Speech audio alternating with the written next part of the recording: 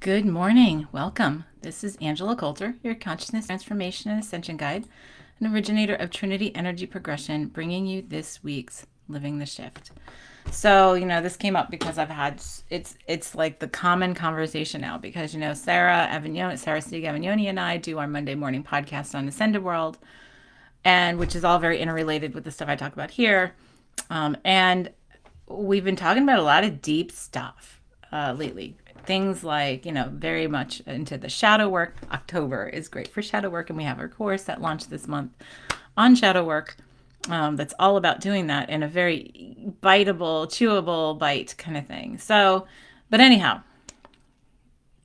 the point is that we are going through collectively some really deep stuff coming up. And as I've talked about here, and we've talked about on Ascended World, we're seeing so much I'm pulling up this on my phone so I can actually see if there's any comments because I still can't figure that out in this new format. But anyway, we're seeing it at the collective level because, the way we were talking about it a couple weeks ago is it's like water right before it boils, right before the molecules they get so agitated, and then they get right before, like they get very agitated before they change form, right, into gas, or even right before they get to freeze. And so we've been going through this collectively, and so it's pushing up, the agitation has just been pushing up a lot of stuff that we haven't dealt with, a lot of stuff that we have to look at straight in the mirror without any filters or smoke, or smoke and mirrors, that whole saying, without any self denial. And it's daunting for many when we're faced with it, because what will happen is it just keeps on hitting us in the head again and again and again until we finally just deal with it. So we have to get to not we have to, we're forcing ourselves to get to a place where we finally look at it. And so many are at the place of saying, okay, uncle, I'm ready to change this. I'm ready to do this differently, but I don't know where to start. And that's what I keep on getting is these conversations in sessions. I've had it online. We've had it at Ascended World in our podcast. Somebody asked that. And it's like, well, where do I start? I don't even know where to start. And we call it shadow work, but it's just our self-work on clearing out all the obstacles, or, when we talked about on Monday, had to do with that we, and taking the self-responsibility of our creation, of our reality, that we create these huge, we create our path. So we create it if it's flat, or if it's mountainous, or if they're these big monster mountains, because we think that's so romantic. At the expanded level, we talk, we put some big obstacles in our way, because we feel like that's part of this separation, this density, this, like, when we are faceted this way in our embodiment is individuals like this, as part of the whole divine consciousness. It's like, well, part of the fun, the illusion, is the separation and the suffering and the limitations and overcoming obstacles, and we've created all this kind of stuff. So now it's time to shift. And so in shifting, now we've created this in our physics, in the physicality of this multiverse, that everything starts to get more agitated right before it shifts. So you can try to look away and it just hits you again in a different way, and then you can look away again, and it just keeps on happening until so many are taking themselves out with sickness or injury, massive, relationship shifts and life shifts and job shifts, career shifts, and just complete about faces in so many things. So when we are talking about that, sometimes all we do is we see a mountain in front of us and we say, okay, yeah, I'm ready to traverse this mountain, but I have no idea where to start. I have no idea where to start. What do I start with? Like, it's so overwhelming, because I can see the more we get in and sit and look around ourselves in consciousness, the more we see the details of what we have around us versus pushing through, right? So that's something we've talked about, and I've talked about, this year is the pushing through versus sitting with something. And it's like sitting with something is like what I've talked about in other podcasts where you're like and I was saying this to a client the other day because it's a great analogy. It's like the difference between actually driving a car through a neighborhood, right? So you're driving a car, you're going to a destination, and that neighborhood is the fastest way to get there, right? So you go through that neighborhood, you go through it 1,000 times. Then another time you're sitting in the car and somebody else is driving. And then all of a sudden you're saying, oh, well, that wasn't there before, or that wasn't there before. I'm starting to see things that I hadn't seen before. Why? Because I'm not just thinking about my end destination. I'm actually paying attention because I'm along for the ride and I'm not the one driving, right? And then say you had the opportunity to walk through that neighborhood, you would have another level of appreciation or or consciousness about what's around you. Like, oh, you might notice a little flower garden, or you might notice a special mailbox, or some particular awning that might be attractive to you that you might not have even noticed in the passenger seat of the car. So the more we slow down and look at our surroundings and look at what's around us, the more we see what's around us. Same thing when we do the shadow work. It's all about slowing down and looking at what's around us. So I know a lot of you, a lot of us have been doing that. I mean, that's been my whole year for me. I'm used to being uncomfortable in it at this point. But, you know, this has been, good morning, Gloria. So it's been a whole exercise in slowing down and saying, okay, I'm not going to push myself through this. I am going to allow the emotions. I'm going to allow myself to cry. I'm going to allow myself to be angry. I'm going to allow myself to doubt, to have shame, blame, all that kind of stuff. Yes, Sarah says immersion therapy. That's exactly what it is. And so when we do that, though, now we all of a sudden are seeing a ton of stuff, right? Oh my God, I see all this stuff. All of a sudden it's where's Waldo, right? And what I feel like what many are doing is they get overwhelmed because then they're going, holy shit, where do I even start? Oh, excuse my French. But you know what I'm saying. Where do I start? Where do I start? There's so much because it's all, and then when we sit and look at it, we see this beautiful, intricately woven web of interrelation. And that's where the feeling of being overwhelmed comes from. Because then we're like, I don't know, like there's no like loose thread like at the end of the loom or the end of the weave. So I don't know where to pluck at first, you know? So really what I always say is just pick something, right? And I mean, I'm not going to stop with that. Obviously it's only only 8 minutes into the podcast, but pick something, pick one thing and be able to understand that no matter where you start, you're going to get where you need to go. And so there's no wrong way. You're not going to miss something. You know, I would always say in my own fashion, ask guidance. What is there for me to look at right now? Right now, what is there for me to look at? And when we look at that, then we can move from there, right? So then a lot of people say, well, this is some deep shadow stuff. It's stuff that I'm not used to looking at. You know, I had a great discussion with a client about that yesterday. And it's about finding the discomfort, you know, and then looking underneath it instead of getting lost in it. So we go to a place of, all right, so for example, let me get an example that's generic. Someone who is angry, really angry or triggered about something, right? Here's a good one. All right, so there's this getting triggered about somebody lying to you, right? And then there's this big thing about, so, okay, you're lying, then there's judgment on the lying and how that person's lying to themselves and they're lying to you.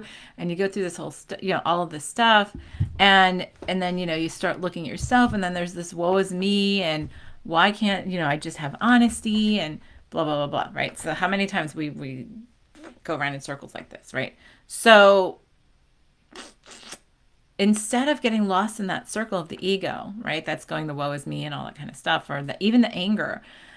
The key is now the next step for us is to step back, take a breath, and say, okay, so where does this go back to? Like, what is this? What's underneath this? All right. So in this case with lying, it's like, so why do I care whether they lie to me or not? Right. And the answer could be, oh, well, because I like the truth. Well, why do you like the truth so much? Right? What is the truth? Truth is relative to an individual on their journey, right? So, um, we sit there and I was looking at this. This is something that I'm looking at within myself that I had a discussion with somebody else about on their side. And then I was like, wait, I need to look at that myself. But then the key is, well, what does it go back to? Like, why is lying such a trigger? And often it's something in childhood, right, that reflects something from other lifetimes. And so the key is always there. The key is always like, okay, so let me go back to the things in my life that have felt the yuckiest um, because of something that I considered lying. And you got to sit with that. And then you sit and you sort of look around for that and you think back to, like anything that strikes you, or just sort of sit in a nothingness state. And that's where the important part of like meditation is, journaling is, right? I had a big discussion with a client about that yesterday, about journaling, and we'll talk about that in a second. But these are things right now that are coming up. They're not at the surface. These are some very deep cracks and crevices that we've hidden things from ourselves collectively for a very long and individually for a very long time. So it's going to take a little bit of conscious effort to pull them up and really see them for what they are instead of just letting their energy trigger us. That's the shift here. That's the difference. And many can say, "Oh yeah, I know how to work on myself." But there's times when the ego says, "Oh yeah, no, I'm done with that." No, no, I'm done with that. I'm good. And yet they'll get triggered in the same situation again and again. Oh, well, that's just how I am. No. No. Any trigger by the ego has to do with something that we're holding in separation versus in that wholeness and fluidity. So I know, and I'm rolling my eyes not at you or anybody else, but ourselves pretty much. Well, yes, I mean, but to all of us, like it's like, yeah, and because we're such masters at hiding from ourselves. And so like we're used to saying, oh well, like so for me, I had a father who was a compulsive liar. And he was a master of creating reality because he would lie so blatantly and then create it around him, which was crazy. Like I look back at now and I think about him with such respect. But those lies created chaos in my life at the time that I had other chaos in my life, and it was painful to me because of how I perceived it, right? So, and how I counted on certain things that didn't get created, or they did eventually on my own, but it was well, lies caused me to get hurt, right? But I'm still getting under that because there's more. And when we look at that, because so much of what we do in adulthood stems back to original events that were a reflection of some energy that we carried in to resolve, right? Which is why we create the situations for ourselves. So it could be abuse, could be getting raped, could be getting ignored or abandoned. Some people have, there's a big one collectively for those who've been like adopted, right? So and that's something to look at, not about this drive to have to feel like needed, but underneath that is like, so what's underneath that would cause that to be, created in your reality? So that's the part that's challenged, right? Because that's the part we hide from ourselves because we want to be a victim to all of that. Like it's more comfortable for the ego to say, oh, well, I can't, I have all of these things in my life because of like this happened to me, right? That feels so much more comfortable than saying, I've had all these things in my life because I didn't complete that lesson that I put in there for myself, or that tough lesson from this situation.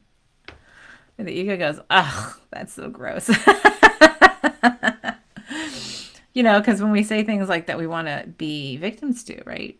Trafficking, slavery, abuse, and rape, and all that kind of stuff, abduction. And we want to say it wasn't me, but it is us. We created that for some purpose, right? And so that's what I go through when I talk with people in sessions is, okay, so you have something that's been stuck with you. So let's look at that. Let's rise above the judgment and let's say, what is it that provided you in your life that might not have happened otherwise. Like, what direction did it push you in? What kind of person did it help to make you or help you become? Or, like this whole string of events that it caused you to get to here or to a certain place. And that's where we start because you know what? We have a ton of those things. Well, not a ton. We have some key ones, especially those are the ones that we like to hold in the closet and say, oh, yeah, well, I'm this way just because of that. Right. So I've always said, so for me, so I'm just going to take all responsibility here. We all say, I've said things like, okay, well, no, I'm a brutally honest person. I've always been brutally honest because I couldn't stand what happened. I was so crushed by what happened with my father when I was a teenager in terms of lies. And that pretty much caused me to go in the other extreme of honesty. However, and so here's the thing. So yay, right? That actually pushed me into a place of doing my best to be honest with myself, right? Well, here's the thing. So is that the case, or is it just honest with other people? That's the case, right? Because we still lie to ourselves. We pretend we're separate. We pretend we're individual. We pretend we're not divine. We pretend that we are all in this body, and there's so many things. We pretend this reality really exists. So there's all these lies that essentially lies and manipulation that we give ourselves so that we will believe this creation that we made, right? So if we take that and we take it out to a much larger level, then we start to say, okay, well, it's all a lie, right? Essentially, it's all a lie. It's all an illusion. Or none of it is because it's all just fluid. Well, then that sort of takes a whole bunch of judgment out, right? And so, yeah, Sarah says we believe we can't change things. Right. Well, that's another lie. Yeah, absolutely. That we've been telling ourselves like, "Oh no, I'm a victim. I'm a victim to this. I can't change that." I'll tell you a really fun thing. I was on a plane this past weekend on Sunday coming home and the Wi-Fi wasn't working really well and I think I talked about this on our Monday podcast too because this is just a great example. And I was playing Yahtzee on my phone, right? Which I don't typically play games on my phone, but I had nothing else to do. I had nothing to read at the time. I was like, okay. So I'm playing Yahtzee on my phone, and it was really the rolls were crud. It's a dice game, so it was the rolls were being crud and everything else. And then at one point, I thought, I am not just the player here. I'm this game. I'm the creator of the game, and I'm the creator of the illusion that I'm on a plane playing a game, right? And I sort of like had this weird feeling of shifting perspective going, I'm all of that. So, well, I can just set this up to win. And I could just win all the time. And then I was like, I'm just gonna put that out there. I'm gonna send that up. I'm sending up my chain to me for me. And I did that. And so for like another game, it was sort of crud. And then I started playing and I could not do anything but roll Yahtzee. It was nuts. I had like 7 Yahtzees in a row. And I got all these, all the things, all the straights and everything else. I mean, it was like that. And it would just keep rolling, kept on rolling. And I thought, and here's the funny part. After like the 6th Yahtzee, here was the thought in the back of my mind. Oh, well, what fun is that? Right? What fun is that? Which was the realization of looking at all this, like, yeah, we create all this stuff. Anyway, this is an example. And of course, as soon as I balked, then it was still good, but not as great, and so then I was like, all right, yeah, now I'm just gonna put the game down because now I need to sit on that whole experience.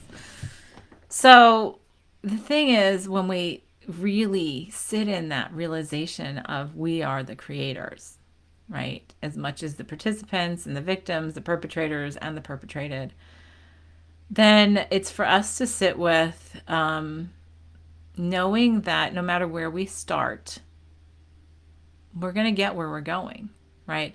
So will it delay things if we don't? Yes. Right. So this is what I tell people, like we get into this place of consciousness and then we're like, oh, judging other people who we don't believe are in the same level. and all that kind of stuff. And it's like, well, everybody's journey is individual. So we can say that, I honor your journey, but then when we get judgy about where somebody else is, then we don't honor somebody's journey. And part of the fun is that we have these individual journeys in these individual facets that are embodied, right, of our one consciousness. So we are having their journey and we're having ours, and we're having, the person down the block, or, the person we can't stand in the public eye, and the person we adore and idolize in the public eye. We're all of that. So we're doing all of it.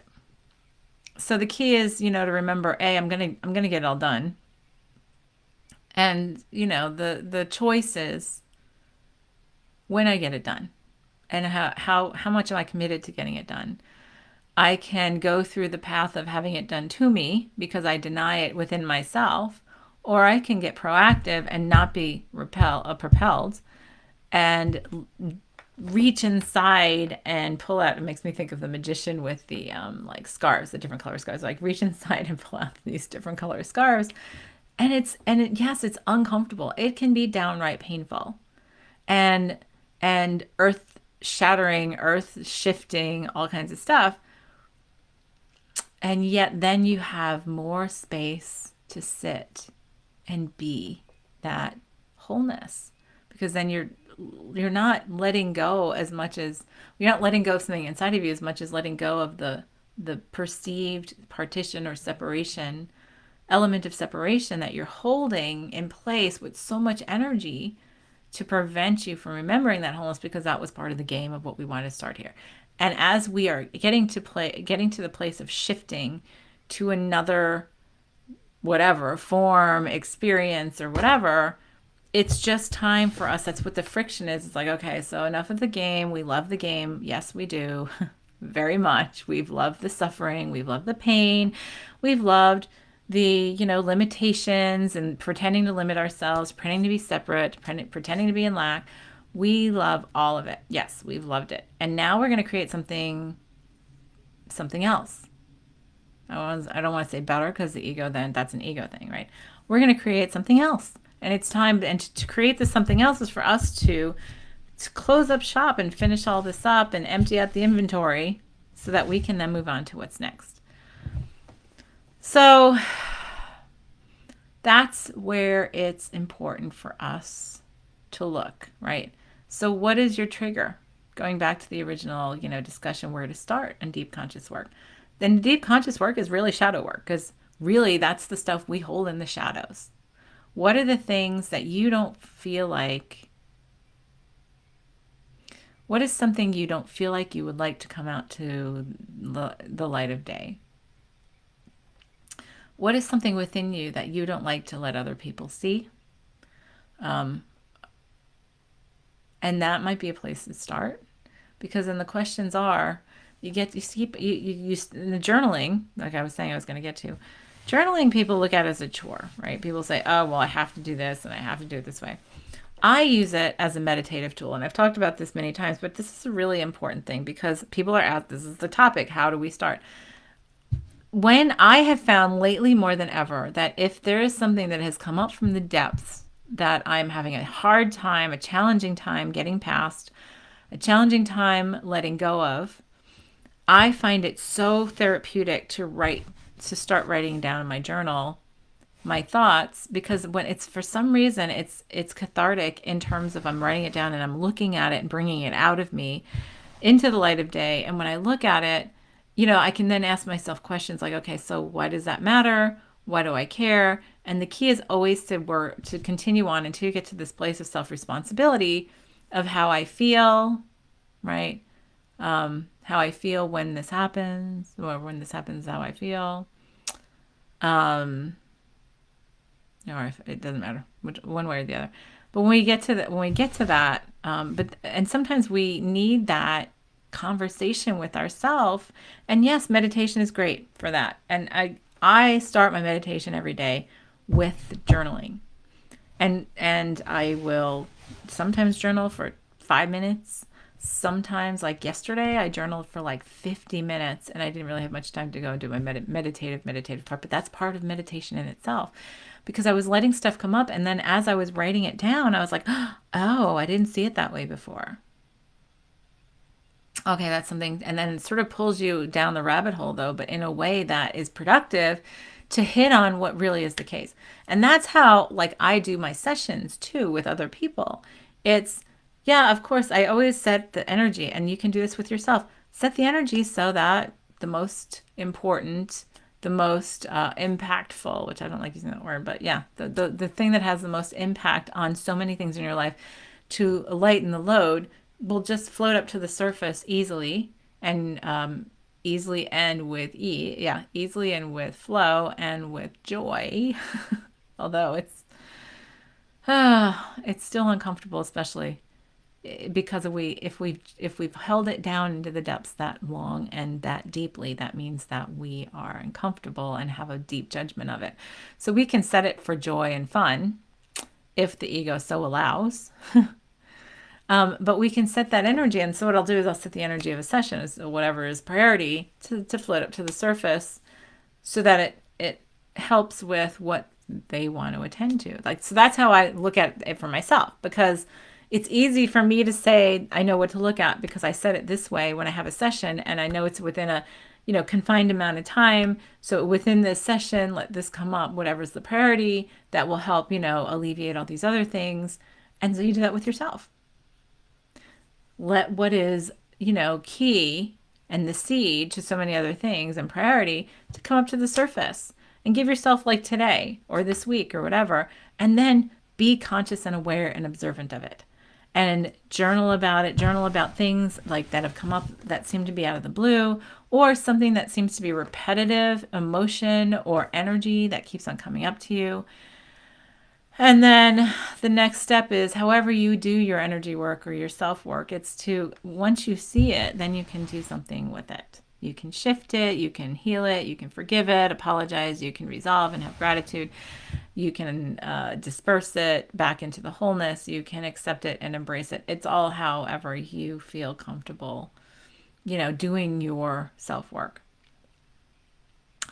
And so that's where we start. Just pick something, right? And like I said, a great thing is setting the intention of letting the priority come up to the surface, letting it boil up to the surface. No, let's say bubble instead of boil. Bubble up to the surface in a way that's easy to see and comfortable and fun and clear though. Like somebody I know says they want a blaring neon sign.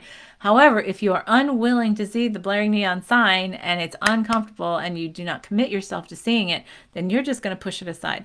So here's the thing: when you start seeing things, and this is where journaling really helps. If you start seeing things and you're like, oh, it's interesting, I saw this, but that can't be it. As soon as we put but in, the ego is getting inserted, right? Because the ego is giving excuses on why not. And so if you hear but in your head, but that can't be it, or but I can't do this because of this or whatever, then it's like, why not? That's when you start asking these questions. And then we start drilling down into those things that are much more productive in the bigger scope of things. And then that's where we get into more of the center of the web of all that interlaced stuff so that we can then just clear all that out. And it's, to me, so much more efficient, right? But we don't, the A is clearing out the belief that we have to do everything individually. And instead, we can find the seed that feeds them all. And if we get rid of that seed, if we resolve it in that germination, have gratitude for its germination and for its presence in our reality and for the lessons that we learned through it. And now I'm going to let it go. And yes, will our lives change? Yes. And of course, that's part of what we're afraid of and why we deny ourselves really embracing some of the changes that come about through resolving those little deep things, those little big deep things. So that's what's I would suggest doing this week is get a little notebook. I mean, I have notebooks everywhere. Here's one. This is my day to day, and I have my journals and whatever. But keep them by your bed because dreams have a telling thing too. So we can start with just saying, okay, I'm going to set the intention so that whatever's priority here for me to shift, to clear out a whole bunch of other stuff in efficiency, right? Let it bubble up to the surface easily and clearly in a way that I can flow with it and enjoy it and embrace it. And then but the next step is be willing to see it. Allow yourself to see it. Open your heart to all possibility and consider all possibility. Great movie for that is Yes Man. It's so funny. It's like a comedy with Jim Carrey, but I love the premise behind it, and it's really fun. Zoe Deschanel in it and whatever too. Very funny and fun, but it all has to do with saying yes instead of saying no, and how that changes our energy and how things just tend to start working out. It's a real good little inspirational thing, and it's fun. It's a funny comedy. So, like, if you need some inspiration, like, go watch that movie, and then give yourself the opportunity to say yes to yourself, and see what that brings up. All right. So on that, I'm going to let you go. Have a great week. This is Angela Coulter signing off with this week's Living the Shift. Have a good one.